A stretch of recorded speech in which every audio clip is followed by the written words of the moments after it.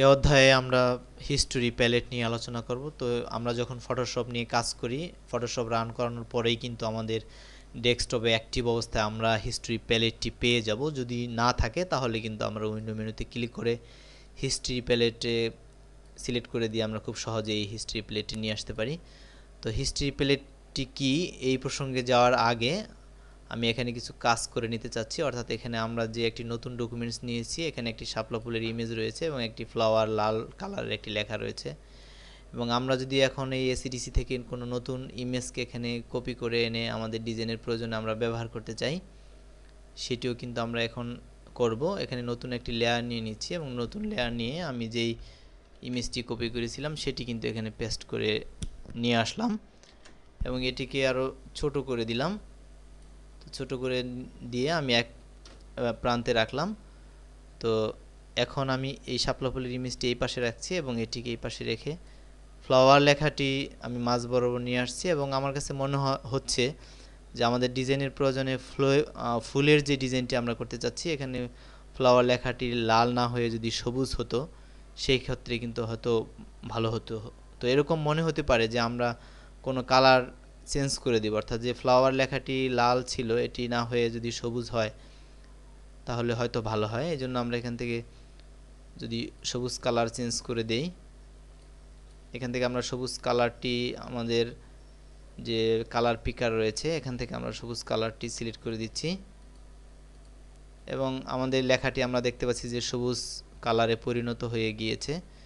এবং এই ইমেজটি আমরা চাচ্ছি যে এই ফ্লাওয়ার লেখার নিচে থাকবে, তো এখানে আমরা দিয়ে দিচ্ছি এবং এটি চাচ্ছি যে মাঝামাঝি। তো এই যে যতগুলো কাজ আমরা করলাম সেটি কিন্তু অলরেডি হিস্ট্রি প্যালেটে রয়ে গিয়েছে। অর্থাৎ প্রথম যখন নাকি আমরা নতুন করে একটি ডকুমেন্ট ক্রিয়েট করেছিলাম সেটি কিন্তু হিস্ট্রি প্যালেটের প্রথমে রয়েছে এবং যেই ছবি এখানে ইম্পোর্ট করেছি অর্থাৎ পেস্ট করেছি সেটিও কিন্তু অলরেডি এখানে রেকর্ড অবস্থায় রয়ে গেছে। এবং এই ইমেজটিকে যখন আমরা ছোট করেছিলাম সেটিও কিন্তু ফ্রি ট্রান্সফারের মাধ্যমে আমরা দেখতে পাচ্ছি এবং টাইপ টুল দিয়ে যতগুলো লেখা আমরা লিখেছি এখানে সবগুলো লেখা কিন্তু অলরেডি এখানে রয়ে গিয়েছে। যে আমরা যে এখানে লিখেছিলাম ফ্লাওয়ার, সেই ফ্লাওয়ার লেখাটি কিন্তু রয়ে গিয়েছে এবং লাল ছিল এবং সেখান থেকে আমরা সবুজ পরিবর্তন করেছি সেটিও কিন্তু রয়ে গিয়েছে। তো এভাবে যতগুলো কাজ আমরা এখানে করেছি সবগুলো কিন্তু হিস্ট্রি প্লেটে রয়ে গিয়েছে।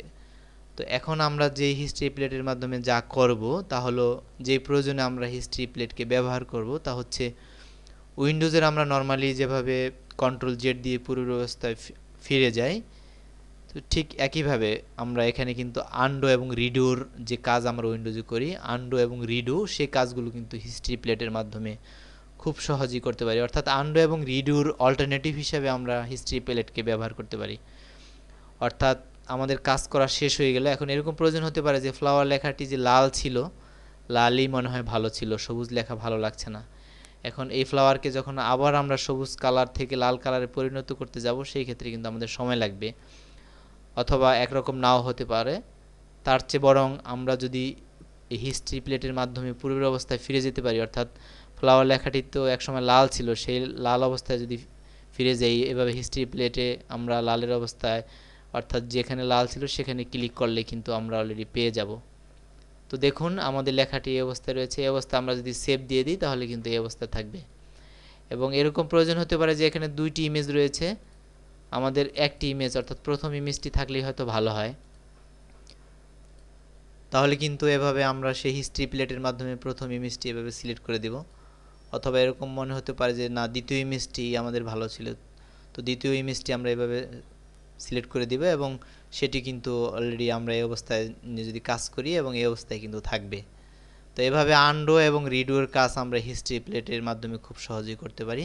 এবং প্রয়োজনে নতুন করে লেখে আমরা যদি আবার কোনো কিছু করি সেটি না লিখে বরং হিস্ট্রি প্লেট থেকে পূর্ব অবস্থায় ফিরে গিয়ে আমরা এই কাজগুলো খুব সহজেই হিস্ট্রি প্লেটের মাধ্যমে করতে পারি।